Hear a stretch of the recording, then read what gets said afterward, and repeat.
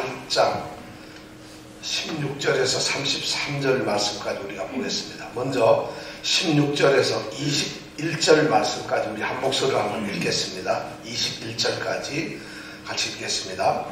그 사람들이 거기서 일어나서 소돔으로 향하고 아브라함은 그들을 전송하러 함께 나가니라. 여호와께서 가라사대 나의 하려는 것을 아브라함에게 숨기겠느냐. 아브라함은 강대한 나라가 되고 천하 만민은 그를 인하여 복을 받게 될 것이 아니냐. 내가 그로 그 자식과 건속에게 명하여 여호와의 도를 지켜 의와 공도를 행하게 하려고 그를 택하였나니 이는 나 여호와가 아브라함에게 대하여 말한 일을 이루려 함이니라. 여호와께서 또 가라사대 소돔과 고모라에 대한 부르짖음이 크고 그 죄악이 심히 중하니 내가 이제 내려가서 그 모든 행한 것이 과연 내게 들린 부르짖음과 같은지 그렇지 않은지 내가 보고 알려 하노라. 아멘. 자, 16절에 그 사람들이 거기서 일어나서 소돔으로 향한다고 그랬는데 그 사람들이 누굴까요? 네? 예. 세 사람이 지금 아브라함에게 방문을 했죠. 이제 세 사람이 방문했는데 헤브론에 있는 그 마므레 사람의 상수리 나무 바로 옆에 아마 이 아브라함의 뭐가 있었을까요? 장막이 있었던 것 같아요. 근데 거기를 하나님을 포함해서 이 세 사람, 아브라함은 지금 세 사람이라고 이야기를 하는데 그들이 거기를 방문했어요. 그래서 아브라함은 손님이 왔기 때문에 제일 좋은 송아지를 만들어가지고 바베큐하고 송아지 찜을 아마 했을 것 같아요. 그렇게 만들고 고기만 먹을 수 있는 떡을 만드니까 팬케이크를 아주 맛있게 구워서 최고급으로. 그래서 이 전병을 만들고 그 다음에 디저트로 요구르트 준비하고 음료수로 우유도 준비하고 이것이 지난주 우리 성경에 생각했던 거예요. 그런 걸 준비했어요. 그러니까 하나님께서 아브라함이 그렇게 준비하니까 그 준비한 음식을 아주 맛있게 들었어요. 이 세 사람이. 아브라함도 기쁘게 먹었죠. 근데 그 지난번 주에 얘기했던 그 떡을 만들었는데 떡이 양이 굉장히 많다 그랬죠. 얼마나 그랬죠? 스아. 예. 그래서 그게 양이 엄청 많은 거죠. 그래서 온 집안 잔치를 하고 이제 그리고 배도 부르고 다 끝났으니까 그 세 사람이 이제 갈 길을 가기 위해서 일어나서 출발을 합니다. 아브라함이 그러니까 벌떡 일어나가지고 오늘 말씀 16절에 보니까 그 세 손님을 따라 나가서 배웅을 합니다. 근데 배웅을 하는 게 장막 앞에 서가지고 안녕히 가십시오 이런 거 하는 것이 아니라 같이 걸어갑니다. 지금 말씀의 이 내용이 보면 걸어가는 거예요. 그래서 한참 걸어가다가 보니까 어느 지점에 가서 어느 지점을 지나가게 되었는데 그 지점이 어디냐면 거기에서부터 눈을 들어서 소돔을 보게 됩니다. 동쪽 이쪽 여러분들한테 동쪽이 이쪽이죠. 소돔을 보게 되는데 이 헤브론 지금 마므레 상수리 이 숲을 이 파크에서는 한 3km 정도만 위로 올라가면은 거기에서 남동쪽 저 아래쪽으로 보면 사해 바다가 보입니다. 왜냐하면 이 거리가 한 30km 떨어져 있는데 여기는 해발 1000m가 넘어요. 이 저 헤브론은 굉장히 높은 지역. 이 이스라엘 팔레스타인 전체 땅 중에서 제일 높은 부분이 아마 헤브론이거든요. 그러니까 그렇게 높은 데서 남동쪽을 이렇게 내려다보면 아래쪽으로 내려다보면 거기가 파란 물이 철철철철한 사해 바다가 보입니다. 그럼 바로 거기가 어디냐? 바로 소돔 고모라가 있는 곳이에요. 그러니까 이 헤브론은 예루살렘에서부터 30km 남쪽에 있고 사해는 다시 여기에서 남동쪽으로 30km 아래에 있는 거예요. 그러니까 이 헤브론 쪽에서 세 사람이 길을 가다가 잠시 멈추면서 사해 바다 쪽을 내려다보며 그 소돔성을 보고 있는 거예요. 지금 오늘 16절의 말씀이 소돔을 향하였다는 것이 바로 그런 겁니다. 바로 그 순간에 그 셋 중에 여호와 하나님께서 드디어 말씀을 하시는데 17절, 18절, 19절이 지금 말씀을 하시는 거예요. 17절에 보니까 하나님께서 이제 무슨 말씀을 하시냐면 하나님께서 지금 아브라함을 방문하신 것은 아브라함을 방문하신 것이 아니라 실제는 소돔성을 방문하는 거예요. 왜냐하면 소돔성을 이제 멸망을 시키려고 하나님께서 파괴를 하려는 계획을 세워 놓으셨어요.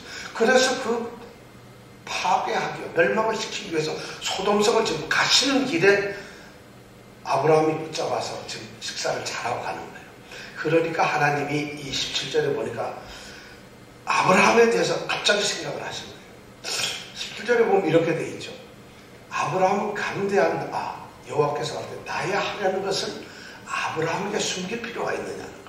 내가 지금 하려고 하는 이 일이 소돔성을 멸망시키는 건데 이것을 아브라함에게 비밀로 할 필요가 있을까? 하나님은 그 생각을 하시는 거예요. 그렇게 지금 이 말을 아브라함 보고 하는 것 같지는 않아요. 오늘 말씀을 보니까 혼자 이렇게 말씀을 하는지 아니면 세 사람들끼리 얘기하는 건지 모르겠는데 하여튼 말씀을 해요. 그런데 우리가 지금 하려는 이 일 아브라함 모르게 할 필요가 없다는 것이에요. 왜냐하면 아브라함은 하나님의 나라를 위해서 이제 장차 왕이 되고 제사장이 되고 선지자가 되는 그런 사람이 아브라함은. 그런데 이 가나안 땅의 주인이 누구냐? 아브라함이잖아요. 하나님께서 가나안 땅을 주기로 했으니까. 근데 소돔 고모라 이거는 가나안에 소속되는 땅이에요. 그러면 아브라함에게 약속했던 이 땅의 주인인 바로 가나안 땅, 이 아브라함이 소돔과 고모라가 만약 멸망하는 걸 모른다면은 이거 주인 체면이 말이 아니잖아요. 그러니까 하나님께서는 지금 아브라함을 이 땅의 주인으로 인정을 하시는 거예요. 그래서 이것을 우리가 비밀로 할 게 아니라 이야기를 하는 것이 맞다. 이렇게 하나님은 말씀을 하세요. 그리고 18절에 가서는 이제 다시 말씀을 하는데 뭐냐 하면은 아브라함에 대해서 두 가지 중요한 축복을 하십니다. 그게 뭐냐? 첫 번째는 뭐죠? 18절에 보면은 아브라함은 강대한 나라가 될 것이다. 그리고 두 번째는 아브라함에게 뭘 하냐면 천하 만민은 이 아브라함 때문에 축복을 받을 것이다. 이 말씀을 합니다. 근데 이 말씀을 가만히 보면 이 아브라함이 갈대아 우리에서 떠나고 하란에서 떠날 때 하나님이 약속하셨던 창세기 12장, 우리가 항상 이 말씀을 아브라함 이야기를 하면은 창세기 12장을 항상 떠올려야 되는데 창세기 12장 2절 3절에 나와 있는 아브라함을 향한 그 축복이 바로 오늘 여기에 있는 말씀이에요. 내가 너로 큰 민족을 이룬다. 강대한 나라가 된다는 것이에요. 그리고 너로 말미암아 너를 복의 근원이 되게, 너가 복이 되게 할 것이다. 그런 축복을 하셨는데 동일한 축복을 아브라함에게 지금 다시 확인을 하고 계십니다. 재확인을 하고 있습니다. 그러면서 이제 19절에 하나님께서는 드디어 중요한 말씀을 하시는데 19절에 보니까 하나님께서 아브라함을 선택했다고 이렇게 말씀해요. 내가 그 자식과 건속에게 명하여 여호와의 도를 지켜 의와 공도를 행하게 하려고 그를 택하였나니 이렇게 말씀합니다. 아브라함을 택하였다는 것이에요.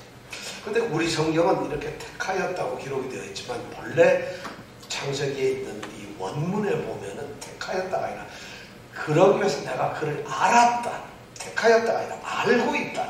이렇게 기록이 되어 있어요. 알고 있다. 하나님이 알고 있다는 건 뭐예요? 하나님이 무척 가깝게 지낸다는 것이에요.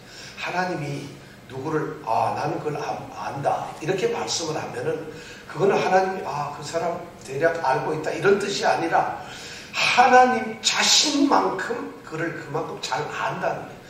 굉장히 이루 말할 수 없, 하나님 마음에 완전히 쏙 들어있을 정도로 관심을 가졌을 때 하나님이 비로소 그때 누구를 안다 이렇게 말해요. 그러니까 여러분, 하나님이 여러분을 아신다. 하나님은 우리를 아십니다. 이렇게 말하면 여러분, 목사님들이 그렇게 말할 때 까무라쳐야 돼요. 우리는 하나님은 여러분들의 형편을 다 아십니다. 이러면 여러분 그게 알든 말든 이런 정도가 아니라 그 하나님이 자신의 모든 걸 팽개치고 나의 모든 형편을 막 그냥 알고 싶어서 안달이 나서 그리고 모든 것을 아주 세세 속속들이 알고서 아파하신다 이런 의미예요. 안다는 말은. 그러니까 여러분 하나님이 아신다면 어떻게 해야 되겠어요? 나 죽었구나가 아니라 이제 난 정말 큰 축복이 되겠구나. 이제 하나님께 그 복을 받겠구나. 이렇게 생각을 해야 된다는 것이죠. 바로 여기 택하였다는 말이 바로 알았다는 말이에요. 그런데 그 알았다는 것은 성경들이 지금 택하였다고 이렇게 번역을 해놓고 있습니다. 아마 같은 의미겠죠. 하나님은 아브라함을 아셨어요. 그렇게 알고 지내셨어요. 선택을 해서. 그래서 아브라함 이 친구는 내 친구야. 내 사람이야. 이렇게 하나님을 생각했어요. 왜 그랬을까요? 거기에 해답이 남아있어요. 여호와의 도를 지켜 의와 공도를 행하게 하려고. 이것이 목적이었어요. 왜 아브라함을 그렇게 알렸느냐? 여호와의 도를 지켜서 19절에 보면 여호와의 도를 지켜서 의와 공도를 행하게 하려고. 이것이 하나님께서 아브라함을 선택하시고 아는 이유예요. 이 말씀을 가만히 들어보면 어디서 우리가 들어본 것 같아요? 어디서 들었을까요? 여러분들은 좀 생각이 안 나요. 17장 1절에 보면은 하나님께서 나는 전능한 하나님이라, 나는 엘샤다이다 이렇게 말씀하시면서 17장 1절에 아브라함과 약속을 하려 오셔가지고 하셨던 말이 너는 내 앞에서 행하여 완전하라. 기억나세요 여러분? 예, 그 말을 하셨는데 그 말이 거의 이 말하고 같은 말이에요. 하나님께서 지금 복을 주시는 것이 목적이 아브라함에게 담대하게 만들고 자손들 많게 만들고 복의 근원이 되게 하고 천하 만민이 그 사람으로부터 복을 받게 하고 이 모든 것은 당연히 아브라함을 부르신 목적인데 그 목적보다 더 높은 위에 있는 최고의 목적이 뭐냐? 여호와의 도를 지켜 의와 공도를 행하게 하는 것이라. 그럼 여기에 중요한 것이 여호와의 도, 의, 공도 이 세 가지가 나오잖아요. 이것이 너무 중요한 거예요. 우리가 어쩌면 신앙생활을 한다는 거, 우리가 예수를 믿고 하나님을 섬기게 되는 그 이유, 목적, 하나님이 우리에게 바라는 게 뭐냐? 바로 여호와의 도를 지키는 것, 의를 행하는 것, 그 다음에 공도를 행하는 것. 이 세 가지. 그럼 여호와의 도를 지킨다는 게 뭘까요? 이 도라는 것은 여호와의 길이라는 말인데 여호와의 도 할 때 이 성경에서 말하고 있는 데레크라고 하는 이 도라고 하는 말은 뭐냐면 우리의 생각이나 마음이나 모든 것이 완전히 하나님께 기울어져 있다는 것입니다. 내 마음도 하나님께 기울어져 있고 나의 행동도 기울어져 있고 나의 모든 언행심사 모든 것이 하나님께 완전히 기울어져 있는 그 상태, 그런 마음의 그런 의지, 경향 이런 것을 말할 때 하나님의 여호와의 길이라고 해요. 그러니까 우리가 하나님의 길을 간다, 여호와의 길을 간다, 여호와의 도를 따른다, 지킨다 이 말을 한다는 건 무슨 말이냐면 우리가 완전히 하나님 편에 있다는 것이에요. 전혀 다른 곳에 있을 수가 없다는 것이 그것이 하나님이 부르신 첫 번째 여호와의 도를 지키는 것이에요. 그 다음에 의와 공도를 행한다는 것은 여기서 의라고 하는 것은 체닥하라고 하는 건데 하나님의 공의를 말하는 하나님의 뜻을 말해요. 하나님께서 생각하시고 계획하시고 하나님이 원하시고 기뻐하시고 하나님이 옳다고 여기시는 것들 하나님의 기준 이것을 우리는 의라고 부릅니다. 그런데 아브라함은 하나님께 의로 여김을 받았죠. 뭐 때문에? 하나님을 믿음으로. Abraham believed God. It was credited to him as righteousness. 아브라함이 하나님을 믿었더니 그것이 아브라함에게 의로 여겨졌다는 것이 바로 뭐냐면 바로 그런 것이 뭐냐? 믿는 자들은 하나님의 그 기준에 합당하게 된다는 거예요. 그러니까 우리가 여기서 아브라함을 부른 첫 번째 목적은 여호와의 길을 가는 것, 두 번째는 그 하나님의 기준에 합당한 것, 세 번째가 뭐냐면 이 공도를 행한다. 공도라고 하는 것은 뭐냐면 정의, 바르다는 것이에요. 요거는 뭐 미시파트라고 하는 말인데 요 세 가지가 굉장히 중요합니다. 요거는 하나님의 뜻에 행동하는 것이에요. 아까 그 의라고 하는 것은 마음가짐, 태도, 우리의 그런 결단 이런 걸 말한다. 마음을 말한다면 여기 말하는 공도는 그걸 행하는 것이에요. 행동을 옮기는 것이에요. 그럼 이 세 개를 합쳐서 다 하나로 말하면 하나님 안에서 하나님의 뜻을 따라 올바로 바르게 행동하고 살아가는 것 이것이 바로 하나님이 원하는 목적이라는 것이에요. 지금 성경은 그렇게 말씀을 하고 있어요. 그럼 믿는 사람들의 목적이 뭐냐면 제가 문제가 해결이 안 돼서 해결받기 위해서 아니죠. 내가 목사가 된 이유는 교회 크게 해서 부흥시키고 크게 5,000명 모이는 교회 목사가 되고 싶어요. 이게 우리가 하나님이 나를 부른 게 아니잖아요. 우리가 하나님이 부르고 하나님 믿는 목적이 뭐예요? 구원받기 위해서 우리 편에서 보면은 구원받는 거예요. 근데 하나님 편에서 보면은 구원받은 백성이 하나님을 찬양하고 하나님의 삶대로 살아가는 것이죠. 우리는 구원을 받으면 끝나는 게 아니라 하나님을 구원받은 사람이 구원받은 모습으로 살아가는 것, 그것이 하나님의 목적이라는 거예요. 우리 신앙의 목적은 바로 그거라는 거예요. 근데 오늘날 우리는 구원만 받으면 되게, 나 구원받았어. 이거 어쩌면 말이야. 구원받은 걸 우리는 증명할 방법이 없어요. 구원받은 것을 우리는 어떻게 할 수가 없어요. 그런데 하나님은 구원받은 백성은 바로 하나님 안에서 하나님의 뜻을 하나님의 뜻대로 행하는 삶을 살아가는 것이 바로 구원받은 사람의 표식이라는 거예요. 근데 교회는 구원받아라까지만 얘기하지 그 다음 얘기를 안 하다 보니까 변화된 사람들이 없어요. 예수 믿어가지고 구원받았다는 사람은 많은데 구원받게 사는 사람들은 별로 없어요. 그러니까 구원받은 사람들끼리 싸워요. 구원은 받았는데 싸우고, 구원받았는데 구원받은 대로 살질 않는다는 거예요. 그러니까 하나님의 이 목적이 바로 그거예요. 우리 구원받는 거 우리에게 너무 소중해요. 그렇지만 하나님은 구원받아놓고 그들로 하여금 하나님의 뜻대로 사는 거, 그걸 보시고 싶어. 그러시겠어요? 앞으로? 그러니까 신앙의 가장 중요한 핵심은 거듭남이고 변화입니다. 구원이라는 건 바로 우리가 변화되는 거고, 변화되는 것은 그대로 사는 거예요. 예수 믿었으면, 구원받았으면 달라져야 된다는 거죠. 완전히 바뀌어야 된다는 거죠. 똑같은데 우리가 구원받은 것이 뭐가 달라져, 우리가 죄 짓는 자리에서 구원받은 걸로 옮겨져가지고 우리는 아무것도 아니라는 그런 의미가 아니라, 죄 짓는 자리에서 죄를 짓는 것이 끊어졌고 구원받은 사람처럼 살아가는 것, 이게 구원이라는 거죠. 이런 개념이 오늘날 우리에게 없어졌어요. 믿음의 가장 심각한 문제가 우리가 너무 추상적으로 구원, 그럼 끝내버린다. 구원은 삶이다. 구원은 행동이다. 구원은 살아가는 우리 삶의 모습이다. 이것이 바로 구원이라는 개념인 거죠.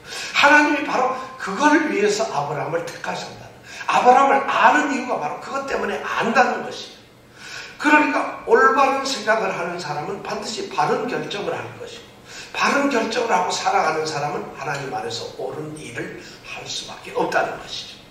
자, 그런데 하나님의 목적이 바로 이건데, 이렇게 하는 것으로 그냥 끝난 거. 아브라함이 그렇게 하나님의 뜻 안에서 하나님의 뜻을 행하면서 살아가는 사람을 만들기 위해서 불렀다, 이게 아닙니다.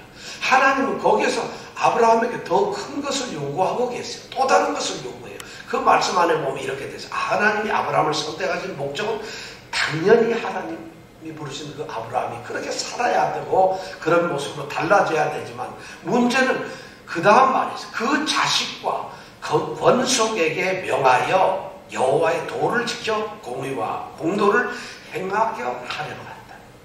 자식들에게, 또 아브라함에게 속한 후손들, 그 아브라함에게 속한 모든 사람들, 아브라함과 관계된 사람, 가족들, 친척들, 아브라함과 거래선들, 아브라함하고 좀 이렇게 멀리 있는 친구들, 이런 사람들에게 여호와의 도를 지켜서 의와 공도를 행하도록 하는 거예요. 그들을 아브라함을 통해서 하다.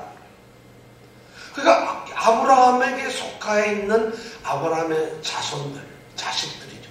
아브라함과 가까운 사람, 다시 말해서 아브라함의 믿음을 따라서 믿는 사람들은 당연히 그렇게 살아야 된다. 왜냐? 아브라함을 그것 때문에 불렀으니까. 그러니까 아브라함에게 지금 거룩한 의무가 생겼어요. 뭐냐?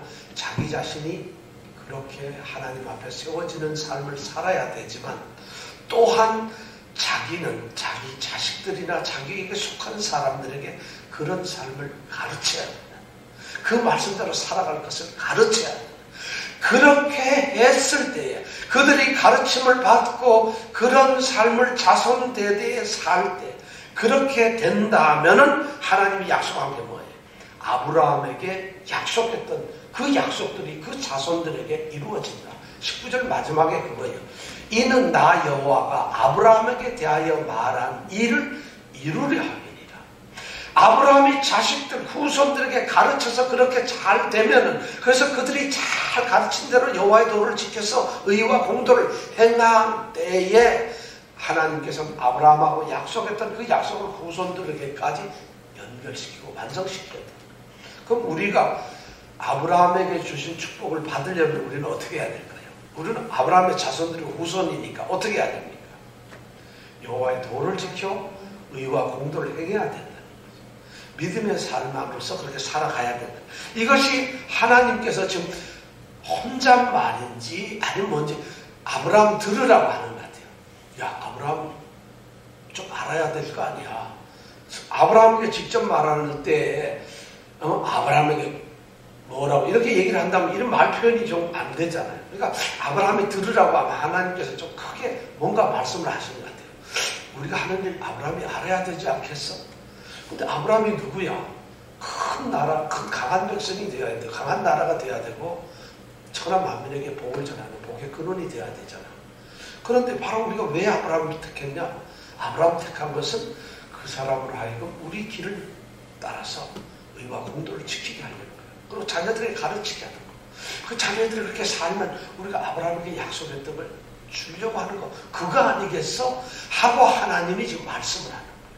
하나님이 지금 19절까지 그렇게 말씀을 하시고 나서 갑자기 하나님이 20절에 보면은 그 말씀을 딱 그치시고 다른 얘기로 화제를 바꿔버리시는데 그게 뭐냐면 드디어 소돔 고모라 성에 대한 이야기를 하게 됩니다. 20절에 보니까 여호와께서 또 가라사대 이제 다시 말씀을 하는데 뭐냐면 소돔과 고모라의 그 부르짖음이 어떻게 된다고 했어요? 너무 크고 그 죄악이 심하다. 지금 소돔 고모라 성이 엉망이라는 것이 죄 가운데 빠져 있다는 거예요. 그래서 부르짖음 누가 부르짖을까요? 소돔과 고모라의 부르짖음이 너무 크다. 무슨 말이에요?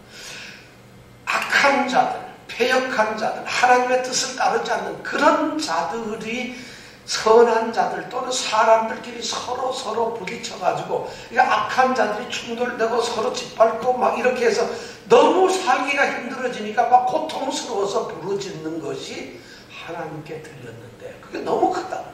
다시 말해서 그래 큰 이유가 뭐냐? 너무 죄가 많다는 거예요. 소돔 고모라 성이. 이렇게 지금 하나님이 말씀을. 그러니까 하나님은 그런 모습도 소돔 고모라 성에서 열심히 살아가면서 자기네끼리 찢고 먹고 싸우고 뜨거운 치결을 던지고 어떻게 발로 차고 그다음에 갑질을 하고 이런 정도가 아니라 그보다 더한 싸움들이 있다는 거예요. 없는 건 없는 것들끼리 있는 건 있는 것들끼리 배운 건 배운 것들끼리 서로 막 온 세상이 다각적으로 막 싸워가지고 울부짖는 소리가 세상에는 고통 신음소리밖에 없더라. 그걸 하늘에서 하나님이 들으셨다. 근데 그 소리를 들으면서 불쌍하다가 아니라 죄를 저지르는 부르짖음이 그래 크다는 것이.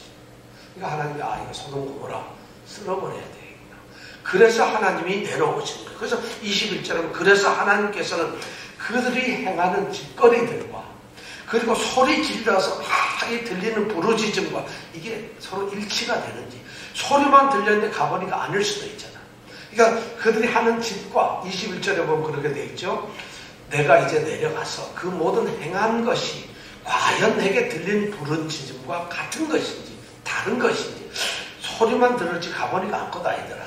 또는 소리보다 더하더라. 이게 같은지 어떤지 하나님은 확인을 하고 알아보기 위해서 어디를 가시는 거예요. 지금 소돔 고모라 성을 가고 계시는 거예요. 그러다가 아브라함에게 들려가지고 거나하게 식사 대접을 받고 지금 가시는 중이라는 거예요. 하나님이 그걸 아브라함에게 그렇게 얘기를 하셨어요. 그 얘기를 하시면서 그 말씀의 핵심은 뭐예요? 이제 소돔 고모라 성을 멸망시키겠다는 거예요. 이 성은 무조건 멸망이 되어야 한다는 거예요. 자, 이렇게 말씀을 해요. 근데 이미 하나님께서는 소돔 고모라 성에서 이미 경고를 한번 하신 적이 있어요. 창세기 13장 13절에 보면은 아브라함과 롯이 서로 갈라져서 롯이 동편으로 가가지고 그 소돔 땅에 갔을 때 그 13장 13절 마지막에 보면 이렇게 기록이 돼요. 소돔 사람은 아카의 여호와 앞에 큰 죄를 저질렀다. 이렇게 기록을 한번 했어요. 이미 롯이 가기 전에도 소돔 성은 죄악으로 꽉 차 있었어요. 그러니까 이미 하나님이 이 소돔성 그때 이미 갈라지기 전에 롯이 가기 전에 골치 아파 이거 소돔성 큰일 났구나. 이거 대책이 없구나. 멸망의 계획을 가지고 계셨는데 롯까지 갔는데도 그게 없는 거예요. 그러니까 하나님은 지금 멸망을 시키시려고 하는 거예요. 하나님이 이렇게 내려와가지고 사람들이 사는 곳에 와가지고 이 사람들이 정말 얼마나 죄를 저질렀나 보러 오셨다, 알아보러 오셨다는 것. 여러분 이 말이 어떻게 들려요? 11장에 보면 사람들이 바벨탑을 짓죠. 그렇죠? 갈대아 우르 땅에서 모여가지고 바벨론 땅에 모여가지고 니무롯이라고 하는 사람을 중심으로 몰려요. 바벨탑을 쌓잖아요.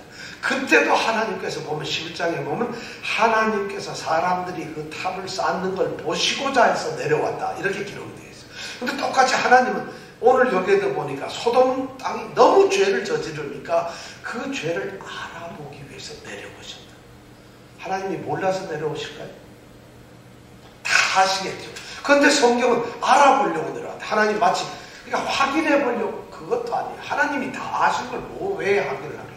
이런 말을 기록하는 건 하나님은 심판을 하시는데 그 심판은 그냥 하시는 것이 아니라 정확하게 아주 정의롭게 하신다는 걸 우리에게 알려주시는 거예요. 마치 조사해서 확인한 것, 그런 근거를 가지고 멸망을 시킨다. 이렇게 우리로 하여금 이해하도록 만들어주시는 것이지 실제 그러는 건 아니라는 거죠. 그렇게 해서 이제 하나님이 말씀을 딱 끝냈어요. 그리고 이제 오늘 읽은 말씀 그 다음 절로 딱 넘어가서 22절에 보면은 그 사람들이 거기서 떠나 소돔으로 향하여 가고, 자, 그 사람들이라는 건 그냥 3명이 있었는데 2명이 이제는 떠나가지고 소돔으로, 거기서 소돔 땅 남쪽으로서 내려가기 시작해요. 그럼 누가 남아있을까요? 하나님만 아브라함하고 지금 남아요. 하나님이 남아있어요. 2 천사는 지금 떠났어요. 왜?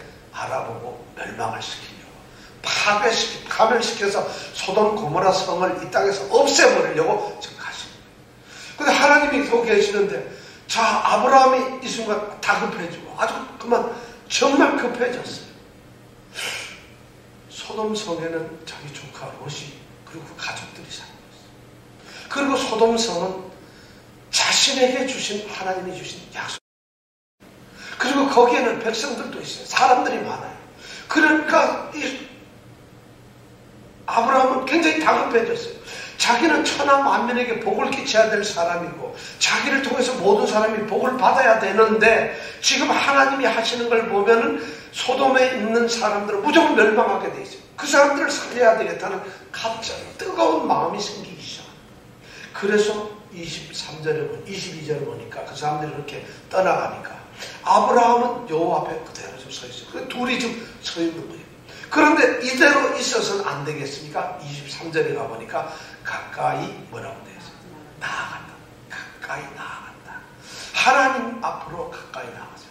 하나님께서 아브라함 앞에 이렇게 서 계시니까 아브라함이 가까이 나간다. 자, 가까이 나갔다 이 말은 우리가 앞으로 선뜻 나간 것처럼 하지만은 이 말의 정확한 의미는 뭐냐면 하나님한테 시시비비를 가려보려고, 따지려고, 하나님한테 매어 달려서 좀 뭔가 확실하게 하나님에게 뭔가 말씀을 드려야 되겠다, 말씀이 있다, 이런 마음을 가지고 나갔다는 말입니다. 이 말 자체가 여기서 나가다는 게 그냥 나간다는 것이 아니에요. 그래서 어떤 일에 보면 이런 거죠. 어떤 사실에 대해서 분명하게 시시비비를 따지기 위해서 법정으로 나아간다. 그럴 때 이 바로 나아가, 요 단어를 씁니다. 이 히브리어에는. 근데 제가 그런 의미로 지금 이 말. 그러니까 아브라함은 지금 하나님 앞에 소돔성 멸망에 대해서 따지기 위해서, 확인을 하기 위해서 하나님 앞으로 선뜻 나섰다는 것이에요. 그리고는 하나님 앞에 말씀합니다. 그런데 그 말씀이 뭐냐면 대표적인 얘기가 가까이 나가서 뭐라고 할까? 주께서 의인을 악인과 함께 멸하시다는 얘기가.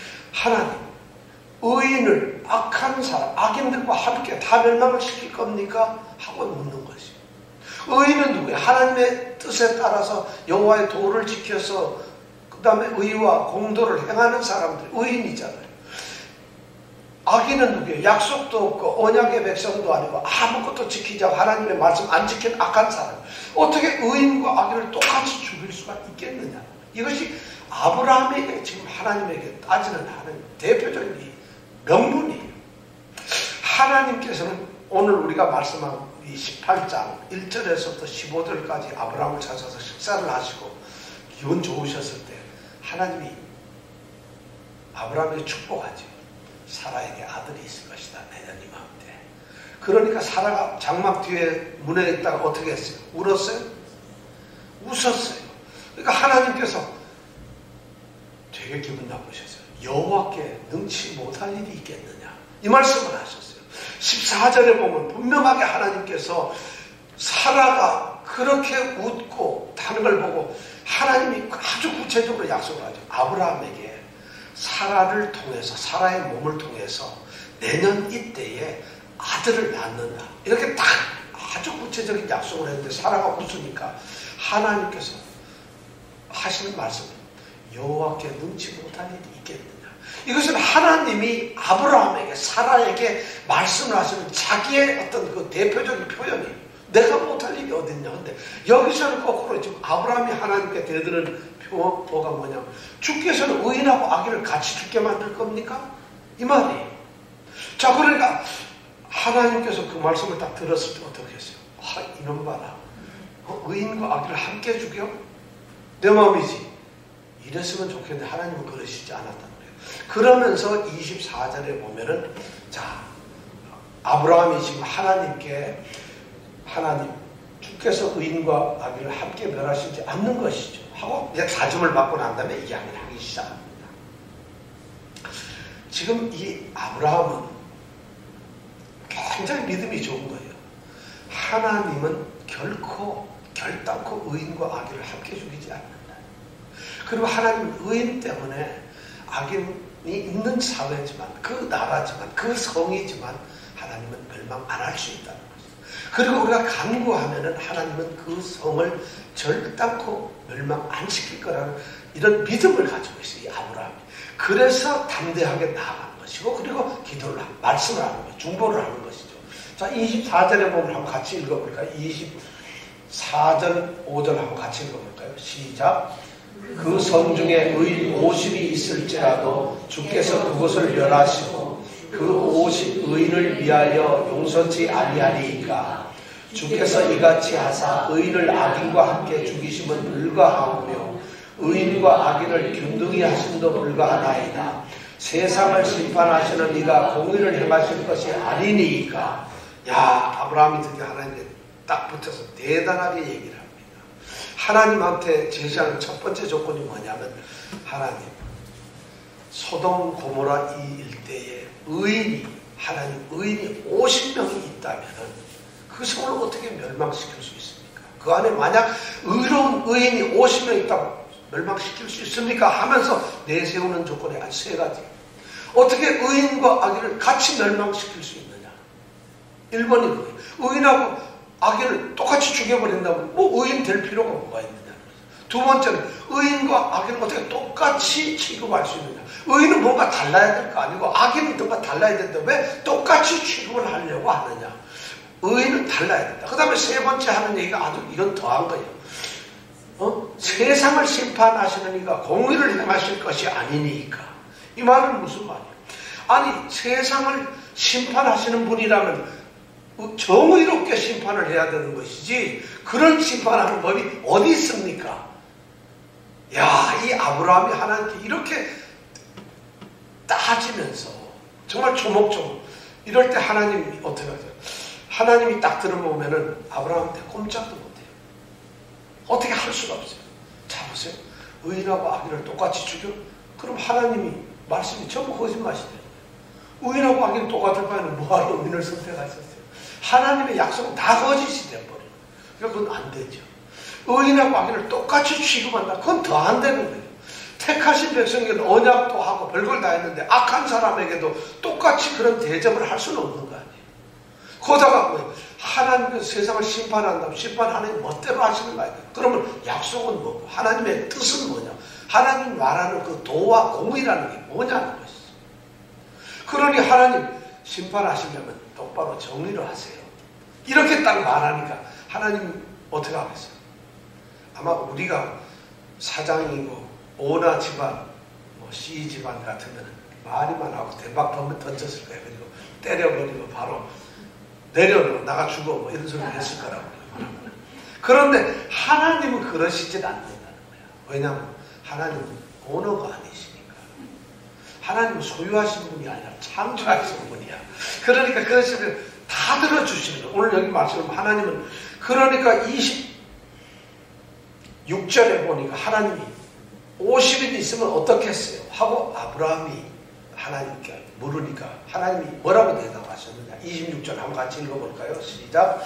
여호와께서 가라사대 내가 만일 소돔 성 중에서 의인 50을 찾으면 그들을 위하여 온 지경을 용서하리라. 의인 50 아브라함이 딱 제시하면 오케이 50만 있다면 내가 그 사람들 때문에 성을 멸망치 않겠다. 용서해 주겠다. 아브라함은 그러면 여기서부터 이제 계속 그 다음에 28절, 9절, 29절, 30절, 31절, 32절까지 아브라함이 계속 제안을 하는데 6번이나 계속 제안을 해. 50명 했다가 조금 더 생각해 보니까 아 이거 50명이 많은 것 같아. 45명. 그 다음에 또 조금 생각했다가 45명 떼버리고 40명. 그 다음에 40명 했더니 40명도 많아. 그럼 30명 있으면 되겠습니까? 30명 했는데 그것도 자신이 안 쓰니까 20명 있으면 되겠습니까? 그것도 또 걱정이 되니까 나중에는 10명이 있으면 되겠습니까? 마지막 10명까지 내려가더라고요. 하나님은 하염없이 속절없이 아브라함이 계속 징징거리는 걸 들어주세요. 그래 45명 오케이 40명 why not 40명 thanks 30명 20명 10명까지 떨어졌어요. 그런데도 하나님은 소돔 고모라 성에 10명만 있으면 살려주시겠다. 멸망 안 시키겠다. 아브라함은 왜 제일 처음에 50명을 얘기했을까? 여러분 생각하면 그거 안 생각해가지고 왜 아브라함 처음부터 10명 한 다음에 8명, 7명 이랬으면 나왔는데 왜 하필 50명을 했을까요? 왜 그랬을까요? 뭐 어떤 성경학자들은 이렇게 얘기를 합니다. 그 소돔 성 중에 사는 사람이 100명이었대. 그래가지고 반에서 50명 해서 의인이 50명만 되면 그래도 반인데 좀 살려달라 이런 의미로 50명을 했다 그래요. 그리고 또 성경 근거를 댔는데 아모스 5장 3절에 보면 그래서 주께서 이제 말씀을 하죠. 1000명이 나가던 성이 100명이 되고 100명이 나가던 성이 10명이 되고 이 말을 딱 듣고서 아 소돔성에는 그 당시에 100명 정도가 살았다. 근데 한 반 정도 50명을 얘기했다. 이렇게 뭐 얘기하시는 분들이 있어요. 근데 그건 좀 안 그런 것 같아요. 왜냐하면 아브라함 한 개인의 족장의 집에도 종이 318명이 있어가지고 전쟁을 했잖아요. 그런데 아브라함이 그런데 성이 어떻게 뭐 100명밖에 없겠어요. 근데 그건 좀 아닌 것 같고. 그래서 저는 이렇게 생각을 해요. 이 소돔 고모라 주변에 그러니까 사해 바다의 그 아래쪽 시딤 골짜기라고 해요. 시딤 골짜기는 시딤이라고 하면 아카시아 나무인데 사해 남쪽 그 광야 평야 지대에 보면 아카시아 골짜기가 형성되는 아주 넓은 광야 땅입니다. 거기에는 대표적인 성이 5개가 있어요. 소돔, 고모라, 그 다음에 무슨 성이죠? 아드마, 그 다음에 스보임, 소알성 이렇게 해서 5개 성이 있는데 그 각각 5개 성을 지금 하나님이 다 멸망하실 것 같으니까 아브라함은 계산했어요. 각 성에 10명씩. 왜냐하면 10이라고 하는 숫자는 완전한 의미를 가지니까 10명씩만 해가지고 그럼 50명 5개 성에서 그 정도는 되지 않겠냐 해가지고 아브라함이 제가 보기에는 50명을 제안했다. 난 이렇게 생각을 합니다. 근데 뭐 그건 알 수가 없고 하여튼 하나님은 아브라함이 이 주민들이 50명만 있어도 살려주겠다는 그 말씀서부터 6번씩이나 계속 약속을 바꿔가면서 아브라함이 계속 졸라대고 40명, 20명, 10명, 10명까지 떨어들 때까지 하나님은 오케이를 하셨어요.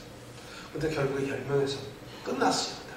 그 다음 10명에서 더 이상 얘기를 안 하고 10명에서 기도가 끝나고 하나님은 하늘로 올라가려 버리시고 아브라함은 자기 집으로 가버렸어요. 자 그럼 소돔 고모라 성에 이제 10명이 있느냐 없느냐가 중요합니다. 10명이 있으면 성은 안 망해요. 그럼 두 천사가 지금 가가지고 의인 모여라 그러면 뭐 장윤정 양도 나오고 뭐 이렇게 나와서 10명 금방 채울 거 아니겠어요. 그런데 10명을 채울 것이냐 19장에 가보면 처참하게 소돔 고모라 성 이 땅에서 멸망하고 없어집니다. 10명이 없었다. 좀 야속하죠. 아브라함이 여기서 조금 더 버텼어야 되는 거예요. 10명이 아니라 그래서 하나님, 그 10번째 얘기할 때 마지막에 보면 참 아브라함이 대단해요. 32절 한번 같이 읽어볼까요? 뭐라고 아브라함이 얘기하느냐면 32절에 시작. 아브라함이 또 가로되 32절이요. 시작. 아브라함이 또 가로되 주는 노하지 마옵소서. 내가 이번만 더 말씀하리이다. 거기서 10인을 찾으시면 어찌하시려나이까. 가라사대 내가 10인을 인하여도 멸하지 아니하니라. 야, 이번이 마지막이라고 배수진을 딱 치면서 하나님 화내지 마세요. 절대 화내지 마세요. 내가 딱 이번 한 번만 얘기할 텐데 10명이면 어떻게 했어요? 하고 하나님한테 말하는 거예요. 근데 하나님이 10명?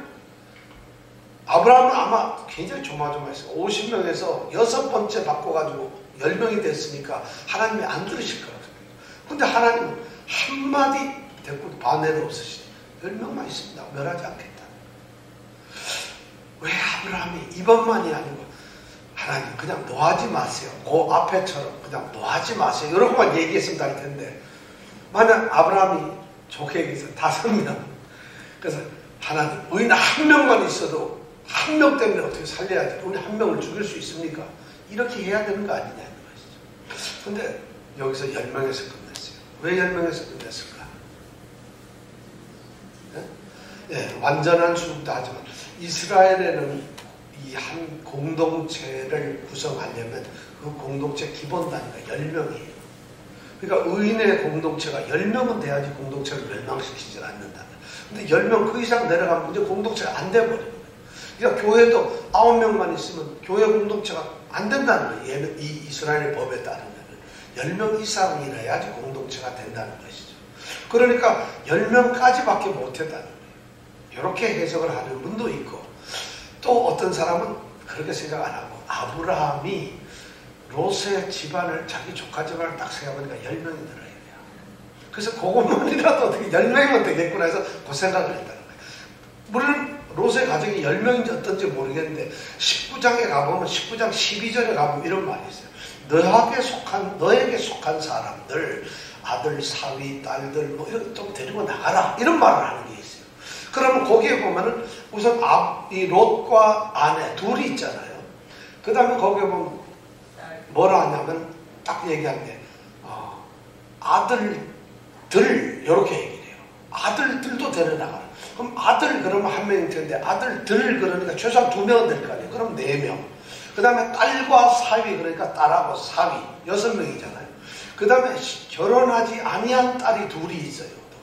그리고 그들과 결혼하기로 정혼한 남자 사위 될 사람이 2명 있어요. 그럼 몇 명이에요? 야, 아브라함이 아마 그걸 비상하게 그 순간 생각을 했는지 모르겠어. 그러니까 10명만 있으면 차마 우리 롯과 관계된 그 가족들만 이렇게 말을 못하고 아마 10명이라고 했을 것 같다. 제가 보면 그 말이 상당히 설득력이 있어요. 저는 그런 생각도 뭐 맞는 것 같아요. 하여튼 그렇게 얘기를 했는데 하나님이 오케이를 했다는 거예요. 자, 그런데 하나님의 응답 기도는 거기서 끝나버리고 그리고는 흩어지고 헤어지고 하나님은 하늘로 올라가 버리시고 천사들은 소돔성에 도착했고 아브라함은 자기 집으로 가버렸고 다 삼각지로 각자 갈 데로 가버렸어. 이제 남아있는 건 소돔성은 멸망당할 게 없다는 거예요. 왜 소돔성에는 의인이 10명도 없었을까? 참 안타깝죠. 소돔성에는 적어도 3번의 기회가 있었을 거예요. 왜냐하면 우리가 14장에 보면은 북방의 5대 연합군이 소돔 고모라 성을 쳐들어온 적이 있어요. 그때 아브라함은 318명의 자기 가족 이 군대 병력을 이끌고 가가지고 완전히 무찔렀잖아요. 그리고 그 노예품 전리품을 다 뺏어왔잖아요. 그러면 아브라함을 통해서 그 승리한 모습을 봤던 소돔 왕들, 그 4 왕들은 자기가 아브라함을 통해서 구원을 받았다면 당연히 이들은 하나님을 섬겨야 되는 거 아니에요. 아브라함이 구원을 해줬으니까. 그런데 그들은 안 들었어요. 그게 첫 번째 기회가 있었을 것 같아요. 두 번째는 아브라함이 승리하고 승전보를 가지고서 돌아오는데 그때 이 사회 골짜기라고 해서 왕의 골짜기에 거기를 지날 때 소돔 왕하고 살렘 왕 멜기세덱이 영접을 하러 나갔어요. 떡도 가지고 영접을 하러 나갔어요. 그때 살렘 왕 멜기세덱이 소돔 왕 앞에서 아브라함에게 뭐라고 말을 하느냐 하면 이런 말을 해요. 14장 17절이 가고 너의 대적을 아브라함에게 얘기하는 너의 대적을 내 손에게 붙인 지극히 높으신 하나님을 찬양할지로다 하고 이런 말씀을 해요. 그럼 소돔 왕이 그 옆에서 들었단 말이에요. 멜기세덱이 그 왕이 아브라함에게 하는 말을 들었다. 그럼 당연히 소돔 왕도 우리가 저 손에 붙여서 적군을 물지른다면 하나님을 믿어야 되겠구나. 그랬어야 되는 거 아닌가요? 근데 안 했다는 거예요. 소돔성은 망할 길로 이렇게 막 얘기 전하고 이런 말을 듣는데도 안 들어요. 눈앞에서 하나님이 보호하고 인도하셔서 이겼다는 걸 보면서도 절대 지키지 않아요. 여러분 복음 전하고 이런 구원받는 거 얘기만 하면 탁탁 들을 것 같죠. 천만의 말이 안 들어요. 5,000명 먹이는 거 돌아서도 예수 안 믿어요. 죽은 나사로가 살아나는 걸 봐도 예수를 안 믿어요. 재미있고 구경거리예요. 사람은 그만큼 강박하다. 더 놀라운 건 저는 이런 생각이에요. 롯이 만약에 소돔 땅에 갔다면 롯은 구원을 받는 의인이에요. 그럼 롯은 그들에게 전했을까요? 안 전했을까요? 하나님을 전했을 거라는 거예요. 그럼 롯이 전도를 했는데 안 들었다는 거예요. 이렇게 기회가 있었는데 이 성은 결국은 어떠한 조건, 어떠한 기회도 다 포기해버리고 멸망의 길로 갔다는 것이죠. 자, 그렇게 되면 하나님은 그 성을 멸해야 될 텐데 19장에 가보면 하나님은 성을 멸하지 않고 성은 멸망을 시키지만 이제는 공동체는 파괴시켜버리더라도 한 개인은 구원을 하신다는 거죠. 소돔 성은 멸망시켜도 소돔 성에 있는 의인 롯과 롯의 가족은 구원하시더라고요. 굉장히 중요한 말이에요. 성은 멸망이 돼요. 근데 롯의 가족 중에서도 다 구원을 받지 않지만 의로운 사람만 구원받게 되더라고요. 참 굉장히 무서운 얘기예요. 남편은 구원을 받았는데 아내는 구원을 못 받는 거예요. 딸은 구원을 받는데 아버지, 엄마는 구원을 못 받더라는 거죠. 남동생 둘도 구원을 못 받더라는 것이죠. 심각한 문제죠. 하나님의 구원 계획이요. 전 세계를 멸할 때도 공동체를 멸하더라도 공동체 안에서 의인은 보여요. 온 세상을 쓸어버리지만 노아의 가족은 살립니다. 노아의 가족은 살려요. 세상 다 죽여버려. 아무도, 그러니까 의인이 하나도 없다는 거예요. 근데 의인은 노아 한 명만이라도 살린다는 거지. 하나님은 가나안 족속을 완전히 진멸하라고 하지만 기생 라합과 라합의 가족은 살립니다. 의인 하나이기 때문에 살려준다는 거지. 하나님이 참 굉장히 공명정대하신 거예요. 우리 같으면 그냥 쓸어버려. 골치 아픈 데가 하나 언제 빼냐. 하나님은 안 그러죠. 의인 한 명은 끝까지 지키시고 보호합니다. 그러나 아닌 것은 반드시 멸해버리고 만다. 의인 옆에 있다고 해서 구원받는 게 아니라는 거죠. 이런 것을 오늘 하나님께서 보여주는 거예요. 자, 그렇다면 여기서 아브라함이 했던 우리는 이 중보기도 엄청난 중보기도를 하겠습니다. 여러분 우리가 중보기도를 해야죠. 아브라함의 중보기도는 아주 특징적으로 해요. 먼저 아브라함이 기도하는 것은 지멋대로 하는 것이 아니에요. 하나님의 의를, 하나님의 공의를 앞서요. 하나님은 이런 분이어야 한다고 이렇게 해야 된다는 거죠. 하나님의 공의, 하나님의 뜻, 하나님의 계획, 하나님의 그 원리, 하나님의 그 속성, 성품에 맞춰가지고 하나님은 의로우신 분이니까 이렇게 해야 됩니다 하고 그 의를 호소하는 거예요. 그 다음에 하나님의 자비하게 이렇게 의로우신 분이니까 당연히 이런 자비롭게 해야 된다. 이 아브라함의 기도는 바로 그런 목적이 뚜렷해요. 우리가 기도하는데 하나님 의로우시고 의롭고 자비롭다는 말을 할 때 항상 이걸 생각하세요. 하나님은 의로우시니까 의로운 일을 할 수밖에 없다. 그러니까 의로우신 하나님, 당신은 내 말을 들어야 된다는 것이. 그리고 그 의를 지키기 위해서 내가 이렇게 하는 기도를 자비롭게 들어야 된다. 이것이 하나님의 성품이라는 거예요. 우리 기도의 중보기도에 우리 기도의 목적이 방법이 뭐냐? 하나님의 의를 놓고서 기도. 그걸 믿고 하는. 그러니까 우리가 제가 항상 말하는 약속에 근거해서 약속을 의지하고 기도하라는 것이. 꼼짝 못합니다. 그런데 우리는 약속을 뭔지를 모르니까 어떻게. 그리고 하나님을 알면 하나님의 이 공의와 하나님의 뜻과 하나님의 계획, 하나님의 섭리, 하나님의 그 성품, 그 그 다음에 하나님의 그 자비하심, 이걸 알면 그걸 딱 놓고 하나님 이런 분이시죠. 그럼 내가 이렇게 기도하면 들으셔야죠. 하나님은 가만히 있다가 그래 들을 수밖에 없구만, 이렇게 해야 들어준다는 거죠. 이것이 첫 번째예요. 두 번째 뭐냐면 거룩한 용기와 기도는 담대함으로 나가는 거죠. 아까 우리 23절에서 아브라함이 어때? 하나님 앞에 나아갔다는 거죠. 따지기 위해서 나아가는 거예요. 기도는 가만한 자에 알아서 해주겠지가 아니라 나아가는 거죠. 그래서 하나님 이렇지 않습니까? 이렇지 않습니까? 이렇습니다 하고 하나님께 기도를 하는 거예요. 우리가 세상에서 돈 100불만 내도 눈을 잃어가면서 싸우는데 하나님 앞에도 기도할 때 하나님 이거 아닙니까? 하나님 의로우신 분인데 이것이 기도의 방법이라는 거예요. 우리는 마치 그러면 안 돼요. 천만에 하나님은 그렇게 분명하신 걸 좋아하시고 담대하고 나가는 거예요. 세 번째 뭐냐? 세 번째 보면 전적으로 자신을 무능하고 아무것도 아니고 자신은 형편없는 무능한 죄인이라는 것을 고백하는 거예요. 27절 한번 볼까요? 27절에 보면 아브라함이 말씀하여 가로되 티끌과 같은 나라도 감히 주께 구하나이다. 나는 티끌 먼지 같은 별 볼 일 없는 존재지만 나는 하나님께 기도한다. 기도의 핵심적인 것은 자기 자신을 높이는 게 아니에요. 하나님과의 관계에서 하나님을 높이고 하나님의 거기에 의지하는 것이지 내가 높아지는 게 아니에요. 나는 겸비하고 겸손해야 된다. 이것이 기도의 또 우리가 묵지. 그 다음에 뭐냐면 그 다음에 이 기도는 굉장히 구체적으로 해야 돼요. 아브라함이 예를 들어서 기도를 하는데 소돔성을 구하여 주시옵소서, 구하여 주시옵소서 이러지 않았다는 거예요. 얼마나 50인 있으면 되겠습니까? 45인, 40인, 30명, 20명, 10명 아주 구체적으로 얘기를 해요. 그러면 그때 하나님은 딱 들어보면 하나님이 복잡하게 생각해도 50명 있으면 봐달라고? 알았어 이래야 되는 거지. 구해주세요, 봐주세요. 그럼 어떻게 봐줄까 이거? 하나님이 골치 아프지 생각을 하셔야 된다. 구체적으로 기도를 하라는 것이에요. 그래서 구체적으로 돈이 예를 들어서 5만 불이 필요하다면은 하나님 사실 저는 2만 불밖에 없는데 인심 좀 쓰셔서 5만 불을 주시옵소서. 이렇게 구체적으로 하라는 것이다. 기도는 구체적으로 하라는 거죠. 그 다음에 뭐냐면 끈기 있게 하는 거예요. 야 여기 보면 또 기도하고 또 기도하고 또 기도해요. 여러분 하나님과 아브라함 사이에서 6번씩이나 말을 바꿔가면서 한다는 거, 여러분 누구하고 예를 약속을 하는데 야 3시에 만나면 3시 10분이 나왔다. 3시 반이 어떠냐? 4시.